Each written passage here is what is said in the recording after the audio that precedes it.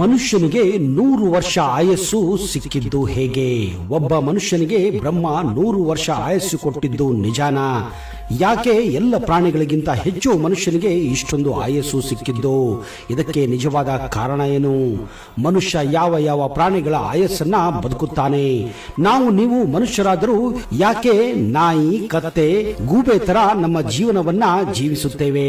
ಹೌದು, ಈ ಎಲ್ಲ ಪ್ರಶ್ನೆಗಳಿಗೆ ಉತ್ತರ ಬೇಕೆಂದ್ರೆ ಈ ವಿಡಿಯೋನ ನೀವು ಸ್ಕಿಪ್ ಮಾಡದೆ ಕೊನೆವರೆಗೂ ನೋಡಲೇಬೇಕು.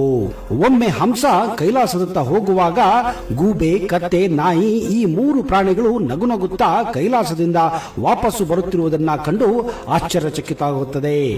ಯಾಕೆ ಈ 3 ಪ್ರಾಣಿಗಳು ಇಷ್ಟೊಂದು ಖುಷಿ ಖುಷಿಯಾಗಿ ಬರುತ್ತದೆ ಎಂದು ತುಂಬಾನೇ ಯೋಚನೆ ಮಾಡುತ್ತದೆ. ಇದೇ ಕಾರಣ ಕೊನೆಗೆ ಈ ಹಂಸ ಕೈಲಾಸವನ್ನ ಏರಿ ಈ ಪ್ರಶ್ನೆಯನ್ನ ಕೈಲಾಸದಲ್ಲಿ ವಾಸಿಸುತ್ತಿದ್ದ ಶಿವನಿಗೆ ಕೇಳುತ್ತದೆ. ಯಾಕೆ ಈ 3 ಪ್ರಾಣಿಗಳು ಅಷ್ಟೊಂದು ಖುಷಿ ಖುಷಿಯಾಗಿ ಹೋದವು ಅಂತ. ಅದಕ್ಕೆ ಶಿವ ಈ ಒಂದು ಚಿಕ್ಕ ಕಥೆಯನ್ನ ಹೇಳುತ್ತಾನೆ. ಒಮ್ಮೆ ಬ್ರಹ್ಮ ಕತ್ತೆ, ನಾಯಿ, ಗೂಬೆ ಮತ್ತು ಮನುಷ್ಯರಿಗೆ ಆಯಸ್ಸನ್ನ ಹಂಚುತ್ತಿದ್ದ. ಬ್ರಹ್ಮ ಈ 4 ಜೀವಿಗಳಿಗೆ 40 ವರ್ಷಗಳ ಆಯಸ್ಸನ್ನ ಕೊಡುತ್ತಾನೆ.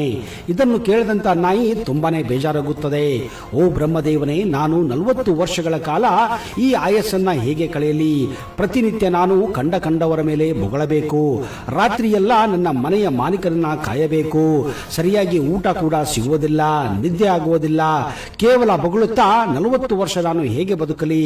ಈ ಬದುಕು ಬದುಕಲ್ಲ, ಬದಲಾಗಿ ಇದು ನರಕ. ದಯವಿಟ್ಟು ಹೇಗಾದರೂ ಮಾಡಿ ನನ್ನ ಆಯಸ್ಸನ್ನ 20 ವರ್ಷ ಕಡಿಮೆ ಮಾಡುವಂತ ಅಂಗಲಾಚಿಸುತ್ತದೆ. ಅದಕ್ಕೆ ಬ್ರಹ್ಮದೇವ ಹೇಳುತ್ತಾನೆ, ಹೇ ನಾಯಿ, ಅದು ಸಾಧ್ಯವಿಲ್ಲ. ಒಂದು ವೇಳೆ ನಿನ್ನ 20 ವರ್ಷಗಳ ಆಯಸ್ಸನ್ನ ಬಾಕಿ ಇರುವ ಈ 3 ಪ್ರಾಣಿಗಳಲ್ಲಿ ಯಾರಾದರೂ ಅದನ್ನ ಸ್ವೀಕರಿಸಿದರೆ ನಾನು ಆ 20 ವರ್ಷ ಆಯಸ್ಸನ್ನ ಬೇರೆಯವರಿಗೆ ಹಂಚುತ್ತೇನೆ. ಆಗ ಗೂಬೆ ಹಾಗೂ ಕತ್ತೆ 2 ಸುಮ್ಮನೆ ಇದ್ದವು. ಅವು ನಾಯಿಗಳ ಆಯಸ್ಸನ್ನು ತೆಗೆದುಕೊಳ್ಳಲು ಮುಂದಾಗುವುದಿಲ್ಲ, ಯಾಕಂದ್ರೆ ಅವರ ಜೀವನವೇ ಹಾಳಾಗಿ ಹೋಗಿದೆ. ಅಂತಹದ್ರಲ್ಲಿ ನಾಯಿಯ 20 ವರ್ಷ ತಮಗೆ ಬೇಡ ಅಂತ ಬ್ರಹ್ಮನಿಗೆ ಖಡಾಖಂಡಿತವಾಗಿ ಹೇಳುತ್ತವೆ. ಅಷ್ಟರಲ್ಲಿ ಅಲ್ಲಿದ್ದ ಮನುಷ್ಯ, ಹೇ ಬ್ರಹ್ಮದೇವ, ನನಗೆ ನೀನು 40 ವರ್ಷ ಕೊಟ್ಟಿದ್ದೀಯಾ, ಅದು ನನಗೆ ಸಾಕಾಗುವುದಿಲ್ಲ, ನನಗೆ ಆ ನಾಯಿಯ 20 ವರ್ಷವನ್ನ ಕೊಟ್ಟು ಬಿಡು. ಹೀಗೆ ಮನುಷ್ಯ ಕೇಳಿದಾಗ ಬ್ರಹ್ಮ ಆ ನಾಯಿಯ 20 ವರ್ಷವನ್ನ ಮನುಷ್ಯನಿಗೆ ದಯಪಾಲಿಸುತ್ತಾನೆ. ಇದನ್ನು ನೋಡಿದಂತಹ ಕತ್ತೆ ಅದು ಕೂಡ ಬ್ರಹ್ಮನಲ್ಲಿ ವಿನಂತಿ ಮಾಡಿಕೊಳ್ಳುತ್ತದೆ, ಸ್ವಾಮಿ, ನನಗೆ ನೀವು 40 ವರ್ಷಗಳನ್ನ ಕೊಟ್ಟಿದ್ದೀರಾ, ದಿನರಾತ್ರಿ ನಾನು ಮನುಷ್ಯರ ಭಾರವನ್ನ ಎತ್ತಿಕೊಂಡು ಓಡಾಡಬೇಕಾಗುತ್ತದೆ, ನನಗೆ ತುಂಬಾ ಕಷ್ಟವಾಗುತ್ತದೆ, ದಯವಿಟ್ಟು ನನಗೆ 40 ವರ್ಷ ಆಯಸ್ಸು ಬೇಡ, ನನ್ನ 20 ವರ್ಷ ಆಯಸ್ಸನ್ನ ಬೇರೆ ಯಾರಾದರಿಗೂ ಕೊಟ್ಟು ಬಿಡಿ ಅಂತ ಬೇಡಿಕೊಳ್ಳುತ್ತದೆ. ಆಗ ಬ್ರಹ್ಮದೇವ, ಏ ಕತ್ತೆ, ಒಂದು ವೇಳೆ ನಿನ್ನ 20 ವರ್ಷ ಬೇರೆ ಯಾರಾದರೂ ಸ್ವೀಕರಿಸಲು ಮುಂದಾಗಿದ್ದಲ್ಲಿ ಅದನ್ನು ಒಪ್ಪಿಕೊಳ್ಳುವುದಿದ್ದರೆ ನಾನು ಅವರಿಗೆ ಕೊಡುತ್ತೇನೆ ಎಂದು ಹೇಳುತ್ತಾನೆ. ಇಷ್ಟು ಹೇಳುತ್ತಲೇ ಮನುಷ್ಯ ಮತ್ತೆ ಎದ್ದು, ಸ್ವಾಮಿ, ನನಗೆ 60 ವರ್ಷ ಸಾಕಾಗುವುದಿಲ್ಲ, ದಯವಿಟ್ಟು ಕತ್ತೆಯ 20 ವರ್ಷವನ್ನ ನನಗೆ ದಯಪಾಲಿಸಿ ಅಂತ ಬೇಡಿಕೊಳ್ಳುತ್ತಾನೆ. ಅದಕ್ಕೆ ಬ್ರಹ್ಮದೇವ ತಥಾಸ್ತು ಅನ್ನುತ್ತಾನೆ. ಈಗ ಮನುಷ್ಯನಿಗೆ 80 ವರ್ಷ ಪ್ರಾಪ್ತಿಯಾಗುತ್ತದೆ. ನಾಯಿ ಮತ್ತು ಕತ್ತೆಗಳ ವರಸೆಯನ್ನು ಕೇಳುತ್ತಿದ್ದ ಗೂಬೆ ತನ್ನ ಬಗ್ಗೆಯೂ ಬ್ರಹ್ಮನಲ್ಲಿ ಕೇಳಿಕೊಳ್ಳುತ್ತದೆ. ತಂದೆ ಬ್ರಹ್ಮದೇವ, ನೀನು ಯಾಕೆ ನನಗೆ 40 ವರ್ಷವನ್ನ ದಯಪಾಲಿಸಿದೆ? ಇಂತಹ ಕಷ್ಟಕರ ಜೀವನ ನನಗೆ 40 ವರ್ಷ ಕಾಲ ಬದುಕಲು ಸಾಧ್ಯವಿಲ್ಲ. ನನಗೆ ಸರಿಯಾಗಿ ಕಣ್ಣು ಕಾಣುವುದಿಲ್ಲ, ಸರಿಯಾಗಿ ಕಿವಿ ಕೇಳಿಸುವುದಿಲ್ಲ. ಇಂತಹ ಕಷ್ಟಕರ ಜೀವನವನ್ನ ನಾನು 40 ವರ್ಷ ಕಾಲ ನಿಭಾಯಿಸಲು ಸಾಧ್ಯವಿಲ್ಲ. ದಯವಿಟ್ಟು ನನ್ನ ವಯಸ್ಸನ್ನ 20 ವರ್ಷ ಕಡಿಮೆ ಮಾಡುವಂತ ಬೇಡಿಕೊಳ್ಳುತ್ತದೆ. ಸಾಧ್ಯವಾದಷ್ಟು ಈ 20 ವರ್ಷಗಳಲ್ಲಿ ಈ ಕಷ್ಟಕರ ಜೀವನವನ್ನು ನಾನು ಸಹಿಸಿಕೊಂಡು ಸಂಪೂರ್ಣವಾಗಿ ಮಾಡುತ್ತೇನೆ. ಆಗ ಬ್ರಹ್ಮದೇವ, ಆಯಿತು, ಒಂದು ವೇಳೆ ಬೇರೆ ಯಾರಾದರೂ ನಿನ್ನ 20 ವರ್ಷವನ್ನ ಸ್ವೀಕರಿಸಿದರೆ ಅದನ್ನು ನಾನು ಅವರಿಗೆ ದಯಪಾಲಿಸುತ್ತೇನೆ ಎಂದು ಬ್ರಹ್ಮ ಹೇಳುತ್ತಾನೆ. ಗೂಬೆ ಈ ಮಾತನ್ನು ಕೇಳಿಸಿಕೊಂಡ ಅಲ್ಲಿಯೇ ಇದ್ದ ಮನುಷ್ಯ ಪ್ರಾಣಿ, ಬ್ರಹ್ಮದೇವ, ನನಗೆ 80 ವರ್ಷ ಸಾಕಾಗುವುದಿಲ್ಲ, ಕನಿಷ್ಠ ಪಕ್ಷ ನನಗೆ 100 ವರ್ಷ ಆಯಸ್ಸು ಬೇಕು, ದಯವಿಟ್ಟು ಆ ಗೂಬೆಯ 20 ವರ್ಷವನ್ನ ನನಗೆ ದಯಪಾಲಿಸುವಂತ ಬ್ರಹ್ಮನಲ್ಲಿ ಮನುಷ್ಯ ಬೇಡಿಕೊಳ್ಳುತ್ತಾನೆ. ಆಯಿತು ಎಂದು ಬ್ರಹ್ಮದೇವ ಗೂಬೆಯ 20 ವರ್ಷ ಆಯಸ್ಸನ್ನ ಮನುಷ್ಯನಿಗೆ ದಯಪಾಲಿಸುತ್ತಾನೆ. ಹೀಗೆ ಮನುಷ್ಯನಿಗೆ 100 ವರ್ಷ ಆಯಸ್ಸು ಈ ಭೂಮಿಯ ಮೇಲೆ ದೊರೆಯುತ್ತದೆ. ಶಿವನ ಈ ಕಥೆಯನ್ನು ಕೇಳಿದಂತಹ ಹಂಸಕ್ಕೆ ಮನುಷ್ಯನ ಈ ಒಂದು ಆಸೆಯನ್ನು ಕಂಡು ವಿಚಿತ್ರ ಅನಿಸುತ್ತದೆ. ಹಾಗಾದ್ರೆ ಮನುಷ್ಯ ನಾಯಿ, ಕತ್ತೆ ಹಾಗೂ ಗೂಬೆಯ ಆಯಸ್ಸನ್ನು ಹೇಗೆ ಬದುಕುತ್ತಾನೆ ಅನ್ನುವುದನ್ನ ಹಂಸ ಶಿವನಿಗೆ ಪ್ರಶ್ನೆ ಹಾಕುತ್ತದೆ. ಆಗ ಶಿವ ಹೇಳುತ್ತಾನೆ, ನಿಜ ಹೇಳಬೇಕೆಂದ್ರೆ ಮನುಷ್ಯನಿಗೆ 40 ವರ್ಷ ಆಯಸ್ಸು ಸರಿಯಾಗಿತ್ತು. ಮನುಷ್ಯ ತನ್ನ ಜೀವನವನ್ನ ಸಂತೋಷವಾಗಿ ಕಳೆಯಬೇಕೆಂದ್ರೆ ಆ 40 ವರ್ಷ ಆಯಸ್ಸು ಸಾಕು. ಆದರೆ ಮಾನವನಿಗೆ ಆಸೆ ಅನ್ನೋದು ತುಂಬಾ ಇದೆ. ಅದರಲ್ಲೂ ಅತಿ ಆಸೆ ತುಂಬಾ ಕೆಟ್ಟದ್ದು. ಮನುಷ್ಯ ಏನೇ ಸಾಧಿಸಬೇಕೆಂದ್ರೆ 40 ವರ್ಷ ಆಯಸ್ಸಿನಲ್ಲಿ ಸಾಧಿಸಬೇಕು. ಆಗ ಮಾತ್ರ ಅವನು ಸಂತೋಷವಾಗಿ ಇರಲು ಸಾಧ್ಯ. ಮನುಷ್ಯ 40 ವರ್ಷಗಳವರೆಗೆ ಒಬ್ಬ ಮನುಷ್ಯನಾಗಿ ಬದುಕುತ್ತಾನೆ. ಆದರೆ ಏನು ಮಾಡುವುದು? ಮನುಷ್ಯನ ಅತಿ ಆಸೆಗೆ 40 ವರ್ಷ ಆದ ಮೇಲೆ ಒಬ್ಬ ಮನುಷ್ಯ ನಾಯಿ, ಕತ್ತೆ, ಗೂಬೆಯ ಆಯಸ್ಸನ್ನ ಕೂಡ ಬದುಕುತ್ತಾನೆ. ಮನುಷ್ಯ ಏನೇ ಸಾಧಿಸಿದರೂ ಅದು 40 ವರ್ಷಗಳ ಒಳಗೆ. ಮನುಷ್ಯ ಏನೇ ಸುಖಪಟ್ಟರೂ ಅದು 40 ವರ್ಷಗಳ ಒಳಗೆ.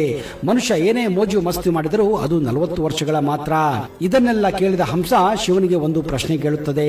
ಹೇ ಮಹಾದೇವ, ನನ್ನ ಪ್ರಶ್ನೆಗೆ ಉತ್ತರ ಕೊಡಿ. ಅದು ಹೇಗೆ ಒಬ್ಬ ಮನುಷ್ಯ ಒಂದು ಕತ್ತೆಯ ಜೀವನವನ್ನ ನಿಭಾಯಿಸಲು ಸಾಧ್ಯ ಎಂದು. ಅದಕ್ಕೆ ಶಿವ ಈ ರೀತಿಯಾಗಿ ಹೇಳುತ್ತಾನೆ, ಏ ಹಂಸವೇ, 40 ವರ್ಷಗಳವರೆಗೆ ಮನುಷ್ಯನ ಜೀವನವನ್ನ ಬದುಕುತ್ತಾನೆ. ತದನಂತರ 40 ರಿಂದ 60 ವರ್ಷಗಳವರೆಗೆ ಕತ್ತೆಯ ಜೀವನವನ್ನ ಜೀವಿಸುತ್ತಾನೆ.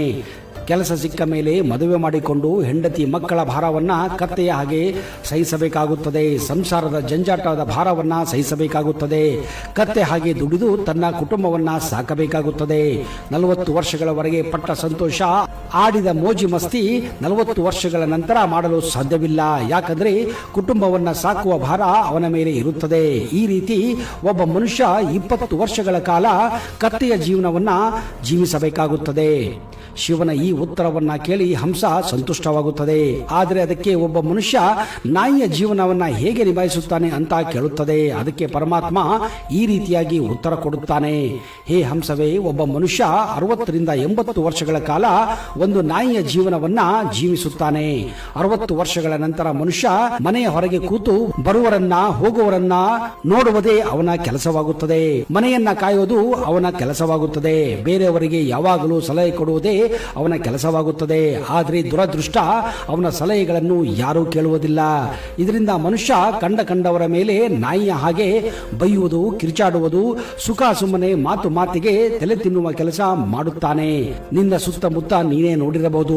ಇವತ್ತು ವಯಸ್ಸಾದವರ ಮಾತುಗಳನ್ನ, ಹಿರಿಯರ ಮಾತುಗಳನ್ನ ಯಾರೊಬ್ಬರು ಕಿವಿಗೆ ಹಾಕಿಕೊಳ್ಳುವುದಿಲ್ಲ. ಅವರು ಬಗಳುತ್ತಾನೆ ಇರುತ್ತಾರೆ, ಬೇರೆಯವರು ಹೋಗುತ್ತಾನೆ ಇರುತ್ತಾರೆ. ಈ ರೀತಿ ಮನುಷ್ಯ 20 ವರ್ಷಗಳ ಕಾಲ ಒಂದು ನಾಯಿಯ ಜೀವನವನ್ನ ಜೀವಿಸುತ್ತಾನೆ. ಈ ಮಾತನ್ನ ಕೇಳಿ ನಿಜಕ್ಕೂ ಹಂಸ ಪ್ರಸನ್ನವಾಗುತ್ತದೆ. ಹಾಗೂ ಕೊನೆಯದಾಗಿ ಒಂದು ಗೂಬೆಯ ಜೀವನವನ್ನ ಹೇಗೆ ನಡೆಸುತ್ತಾನೆ ಎಂದು ಕೇಳುತ್ತದೆ. ಅದಕ್ಕೆ ಶಿವ ಈ ರೀತಿಯಾಗಿ ಹೇಳುತ್ತಾನೆ, ಒಂದು ಗೂಬೆಗೆ ಸರಿಯಾಗಿ ಕಿವಿ ಕೇಳಿಸುವುದಿಲ್ಲ ಹಾಗೂ ಕಣ್ಣು ಕಾಣಿಸುವುದಿಲ್ಲ. ಅದೇ ರೀತಿ ಒಬ್ಬ ಮನುಷ್ಯ 80 ರಿಂದ 100 ವರ್ಷಗಳವರೆಗೆ ಆ 20 ವರ್ಷಗಳನ್ನ ಇಂತಹ ದುಸ್ಥಿತಿಯಲ್ಲಿ ಜೀವನವನ್ನ ಕಳೆಯಬೇಕಾಗುತ್ತದೆ. ಹೌದು, 80 ರಿಂದ 100 ವರ್ಷದ ವಯಸ್ಸಿನ ಮನುಷ್ಯರಿಗೆ ಈ ಒಂದು ಕಷ್ಟವನ್ನ ಅನುಭವಿಸಬೇಕಾಗುತ್ತದೆ. ಕೂತಲ್ಲೇ ಕೂಡಬೇಕು, ಎಲ್ಲವನ್ನ ಅಲ್ಲಿಯೇ ಮಾಡಬೇಕು. ಮುಂದೆ ಹೋಗಬೇಕೆಂದ್ರೆ ಯಾರಾದರೂ ಸಹಾಯ ಮಾಡಬೇಕು. ಇಂತಹ ದುರ್ಭಾಗ್ಯದ ಜೀವನ ಒಬ್ಬ ಮನುಷ್ಯ 20 ವರ್ಷಗಳ ಕಾಲ ಅನುಭವಿಸಬೇಕಾಗುತ್ತದೆ. ಇದು ಮನುಷ್ಯನೇ ಮಾಡಿದ ಕರ್ಮ. ಆ ಕರ್ಮವನ್ನ ಮನುಷ್ಯ 100 ವರ್ಷಗಳ ಕಾಲ ಅನುಭವಿಸಬೇಕು. ಆದ್ರೆ 60 ವರ್ಷಕ್ಕಿಂತ ಮೊದಲು ಜೀವನವನ್ನ ತ್ಯಜಿಸಿ ಇಹಲೋಕವನ್ನ ಪಡೆಯುವವರೇ ಮೋಕ್ಷವನ್ನ ಹೊಂದುತ್ತಾರೆ. ಒಳ್ಳೆಯ ಜೀವನವನ್ನ ನಡೆಸದಿಂದ ಆಗುತ್ತದೆ. ಆದ್ರೆ 60 ವರ್ಷದ ಮೇಲೆ ಜೀವನ ತುಂಬಾನೇ ಕಷ್ಟಕರವಾಗಿರುತ್ತದೆ. ಸ್ನೇಹಿತರೆ, ಅದಕ್ಕೆ ಹೇಳುವುದು ವಯಸ್ಸು ಮುಖ್ಯವಲ್ಲ. ನಿಮ್ಮ ವಯಸ್ಸಿನಲ್ಲಿ ನೀವು ಏನು ಮಾಡುತ್ತೀರಾ ಅನ್ನೋದು ಮುಖ್ಯ. ಎಷ್ಟು ಸಂತೋಷವಾಗಿರುತ್ತೀರಾ ಅನ್ನೋದು ಮುಖ್ಯ. ಅದಕ್ಕೆ ಆಂಗ್ಲ ಭಾಷೆಯಲ್ಲಿ ಒಂದು ಮಾತಿದೆ, quantity is not important, quality is important. ಅದಕ್ಕೆ ಕ್ವಾಲಿಟಿ ಟೈಮ್ ಅನ್ನ ನಮ್ಮ ಜೀವನದಲ್ಲಿ ಕಳೆಯಬೇಕು. ಆಯಸ್ಸು ಎಷ್ಟೇ ಕಡಿಮೆ ಆದರೂ ಪರವಾಗಿಲ್ಲ, ಒಳ್ಳೆಯ ಜೀವನವನ್ನ ಮಾಡಬೇಕು. ಒಳ್ಳೆಯದನ್ನ ಮಾಡಬೇಕು, ಒಳ್ಳೆಯದನ್ನ ಕೇಳಬೇಕು, ಒಳ್ಳೆಯದನ್ನ ಅನುಭವಿಸಬೇಕು. ಆಗಲೇ ಒಳ್ಳೆಯ ಸಂತೋಷದ ಜೀವನವನ್ನ ನಡೆಸಲು ಸಾಧ್ಯ.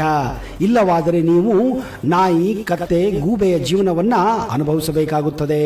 ಈಗ ನೀವೇ ಯೋಚನೆ ಮಾಡಿ, ಮನುಷ್ಯನಿಗೆ 100 ವರ್ಷ ಬೇಕಾ ಅಥವಾ 40 ವರ್ಷ ಬೇಕಾ ಅಂತ ನಿಮ್ಮ ಅನಿಸಿಕೆಗಳನ್ನ ದಯವಿಟ್ಟು ಕಮೆಂಟ್ ಬಾಕ್ಸ್ ಅಲ್ಲಿ ಹಾಕಿ. ಒಂದು ವೇಳೆ ನಿಜಕ್ಕೂ ನಿಮಗೆ ಈ ವಿಡಿಯೋ ಇಷ್ಟ ಆದಲ್ಲಿ ಈಗಲೇ ಇದನ್ನ ಲೈಕ್ ಮಾಡಿ ಹಾಗೂ ನಿಮ್ಮೆಲ್ಲ ಸ್ನೇಹಿತರ ಜೊತೆ ವಾಟ್ಸಪ್ ಅಥವಾ ಫೇಸ್ಬುಕ್ ನಲ್ಲಿ, ಇನ್ಸ್ಟಾಗ್ರಾಮ್ ನಲ್ಲಿ ಶೇರ್ ಮಾಡಿ. ಅವರಿಗೂ ಕೂಡ ಈ ಒಂದು ಮನಸ್ಥಿತಿ ಅರ್ಥವಾಗಲಿ. ಇಂತಹದೇ ಇನ್ನಷ್ಟು ಕುತೂಹಲ ಮಾಹಿತಿಯೊಂದಿಗೆ ಮುಂದಿನ ಸಂಚಿಕೆಯಲ್ಲಿ ಸಿಗುತ್ತೇನೆ. ಅಲ್ಲಿಯವರೆಗೆ ಜೈ ಹಿಂದ್, ಜೈ ಕರ್ನಾಟಕ. ನಿಮಗೆಲ್ಲ ಶುಭವಾಗಲಿ.